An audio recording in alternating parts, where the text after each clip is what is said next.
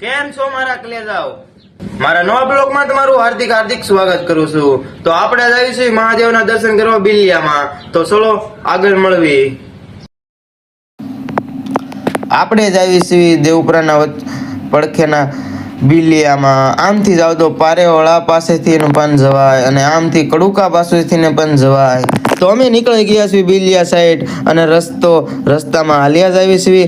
તો કેવો લાગે અમારો બ્લોગ તમે કોમેન્ટમાં જણાવજો. કારણ કે ના ઘણું બધું એવું છે, જગ્યા સ્થળ છે અને કારણ કે બિલિયામાં કહેવત છે કે પાંડવોએ બિહારેલા છે મહાદેવ. તમે ઘણી જગ્યાએ પૂછીને પણ ના પૂછી શકો છો. તમે જાઓ અંદર તો તમને પણ જવાબ મળી જશે. કારણ કે અમે ના ઘણી વાર બેઠા છીએ અમે. તો કેવો લાગે અમારો બ્લોગ તમે કહેજો. કારણ કે મહાદેવના દર્શન કરવાના છે આપણે સંતાઈને. તો તમને પણ દર્શન કરાવવાના છે.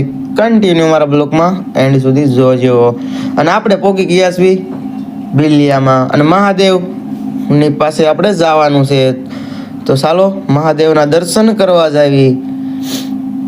આ છે મહાદેવ અને આ મહાદેવના પગે લાગી અને દર્શન કરી લેવી અને હંધાઈને દર્શન કરી લેજો મહાદેવના. કારણ કે કોમેન્ટમાં લખી નાખજો જય મહાદેવ. આ પાંડવોએ બિહાર્યા એવું કહેવત છે. તો એકવાર જરૂરથી મુલાકાત કરજો મહાદેવની. બહુ મજા આવે છે. સ્થળ બહુ સારું છે અને બેઠક પણ બહુ સારી છે. સાયો છે, પાણી બેવણીની. મહાદેવના દર્શન કરીને અમે જઈશું બાખલવડ સાઈડ.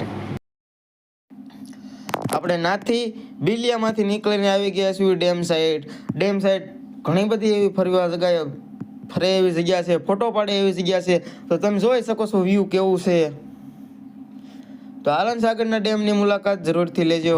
કારણ કે આપણે આવી ગયા છીએ આલમ સાગર ડેમમાં. તો કેવું લાગ્યું અમારું ડેમ તમને તો કોમેન્ટમાં જણાવજો. આવા નવા અવારનવાર અમારા બ્લોગ આવતા રહેશે. તો લાઈક કરજો, શેર કરજો અને સબસ્ક્રાઈબ કરવાનું ભૂલતા નહીં. કારણ કે અમારો વિડીયો પહેલાં અપલોડ થાય એટલે તમારા ઓલામાં સીધું પડે. એટલા માટે અમારો બ્લોગ કન્ટિન્યુ જોવાનું ભૂલતા નહીં. કારણ કે આવા નવા અમારા અવનવા બ્લોગ આવતા રહેશે. કોમેન્ટમાં જણાવજો કેવો બ્લોગ બનાવવા અને કેવા ન બનાવવા. હવે બહુ બ્લોક લંબાયો પણ હવે બ્લોક લંબાવો નથી. અહીંથી આપણે પૂરો બ્લોકને કરવી છે. તો અમારો બ્લોગ તમને કેવો લાગ્યો એ કોમેન્ટમાં જણાવજો.